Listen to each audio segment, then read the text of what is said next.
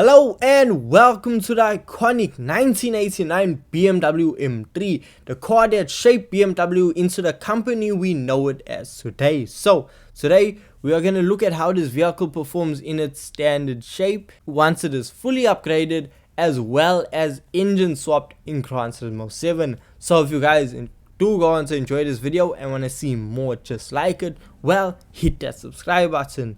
Now the BMW M3, what do you get when you pick this vehicle up? So after spending around 76,400 credits from the used car dealership, now their price varies on how high the mileage on the car is, so expect to pay higher that value or even lower.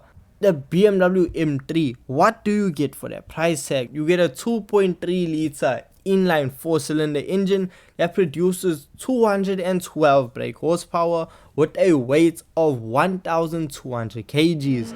Now that is extremely lightweight, but considering the fact that the vehicle only produces 212 brake horsepower, well, it kinda has to be in order for this vehicle to be fast.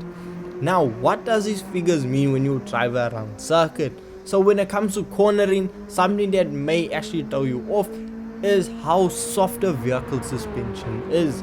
When you take it around a corner, you might notice a lot of body roll, and because there's so much body roll, that actually leads the vehicle to actually understeer quite a lot.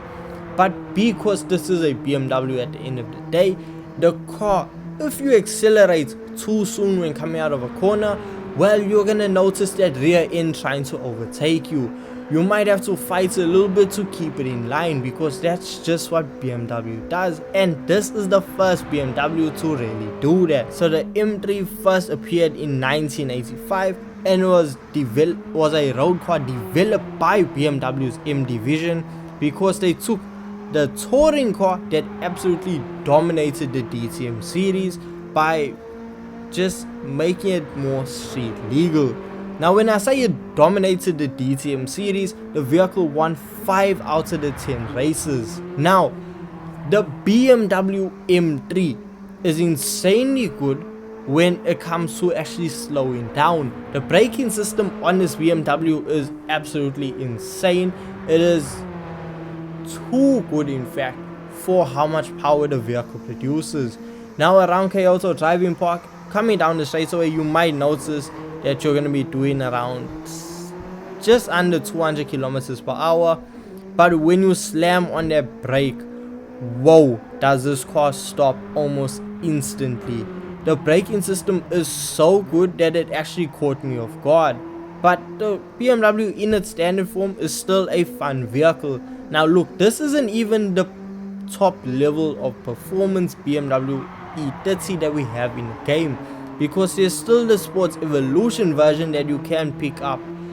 The BM is all fun and good, but let's just say you want a bit more power.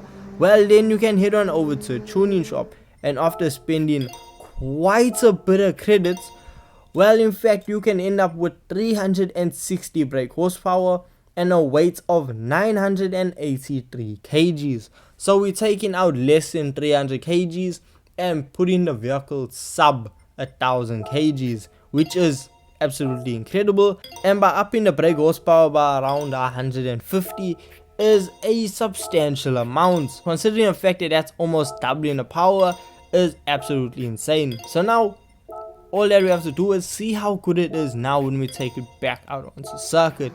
Now when we're back on track, we notice immediately there's a very noticeable difference when it comes to the acceleration of this vehicle. The car just really pulls a lot harder. Then when it comes to braking, with us upgrading the braking system and the car already having a much greater braking system than the vehicle required, it still comes across when we now upgrade the braking system. The car's brakes are they are absolutely insane. They are so good that I don't understand how it's possible. There's some modern day sports cars that don't have brakes as good as this BMW. Now when it comes to cornering, with us upgrading the suspension, we eliminate that body roll. So if you want to try out this tune, it is at the end of the video, so just watch till the end to see that. and the vehicle has no body roll. As I mentioned, the car is able to take corners super flat, which means you're able to just push it a lot harder when it comes to cornering. Now when it comes to exiting and sliding out, well, it really just depends on how aggressive your driving style is, because sometimes you can get the vehicle to kick out, but I was able to keep it in line and keep it going around circuit in quite a decent pace. So we set a 1 minute 39 second lap around Kyoto Driving Park. Now this is about 5 seconds slower than a fully upgraded modern sports car, but I feel like we can actually close that gap by actually heading on over to a tuning shop and engine swapping this vehicle. So the engine swap we have for this car is a bit of a strange one. We can swap in the V8, not from the E92 M3, which would have been my first thought or my go-to engine swap for this vehicle, but the V8 from the Suzuki Vision GT. Now the Vision GT, when I first tried the vehicle out, I didn't really enjoy it, and now with us putting this engine in, am I gonna change my mind? Because the thing is, with the Vision GT engine, the only really big upside to it is how much power it can produce. So when you head on over to the tuning shop and add on a turbocharger, well, the vehicle will now produce 789 brake horsepower.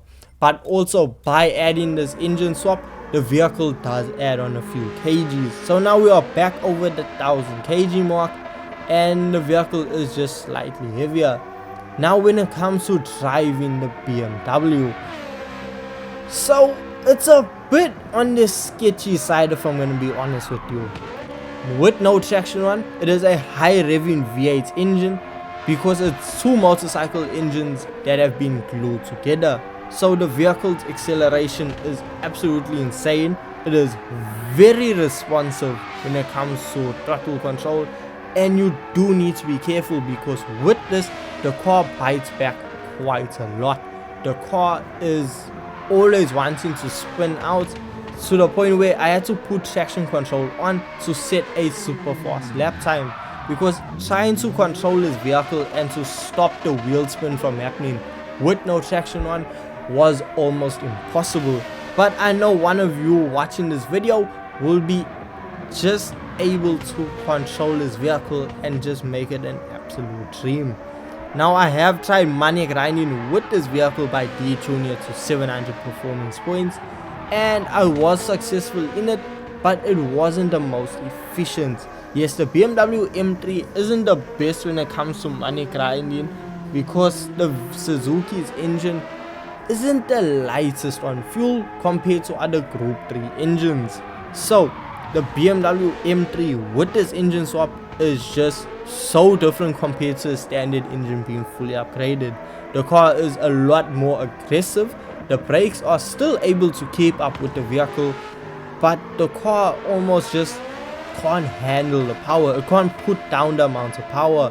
Now when it comes to actually running lap times in this vehicle, well, we are running 1 minute 35 seconds around Kyoto Driving Park, which means this puts us on par with some of the fastest sports cars in Gran Turismo 7.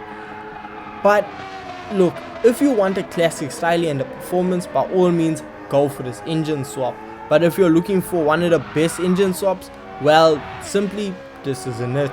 So if you just want a fun, iconic BMW with performance to match its modern day rivals, well, this is the go-to option. Now if you guys did go on to enjoy this video, don't forget leave a like and subscribe. I'm going to say thank you so much for watching, thank you so much for your time, and I'll see you guys in the next GT7 video.